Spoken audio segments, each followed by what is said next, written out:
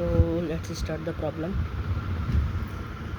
It is a very nice problem from Erodo. A device consists of a smooth L-shaped rod rotated in a horizontal plane and a sleeve A of mass m attached by a weightless spring to a point B as shown in the figure. The spring length is L and stiffness is equal to K. The whole system rotates with a constant angular velocity omega about a vertical axis passing through O. Find the elongation of the spring. How is the result affected by the rotation direction?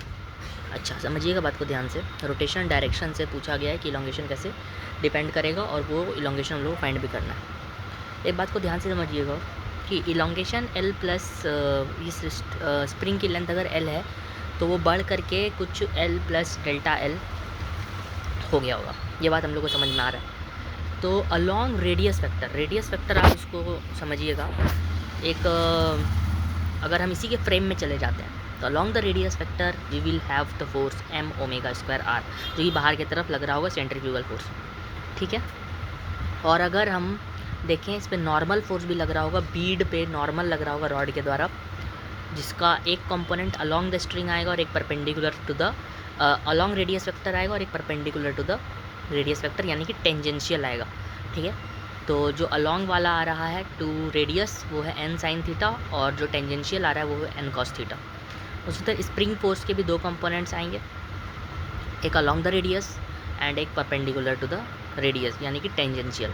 तो इससे हमारा एक equation बनता है, जो tangential वाला है वो इक्वेशन बनता है n cos theta is equal to k delta l sine theta. और जो हमारा अलॉन्ग द रेडियस है वो इस इक्वेशन बनता है, क्योंकि हम इक्विलिब्रियम का इक्वेशन लिख रहे हैं. सूडो लगाने के बाद सिस्टम को इक्विलिब्रियम पे मानकर सारे इक्वेशंस को लिख दे रहे हैं. ठीक है. n sine theta plus k delta l cos theta is equal to m omega square r. ये हमने रेडियस के अलॉन्ग लिखा.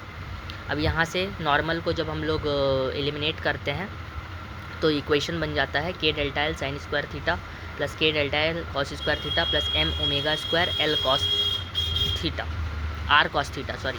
और r कॉस थीटा क्या होगा, l प्लस डेल्टा l के बराबर होगा. आप समझ रहे होंगे r का जब हम लोग कंपोनेंट लेंगे इस तरफ तो it will be l plus delta l. On solving the equation further हमें डेल्टा l की वैल्यू मिल जाएगी.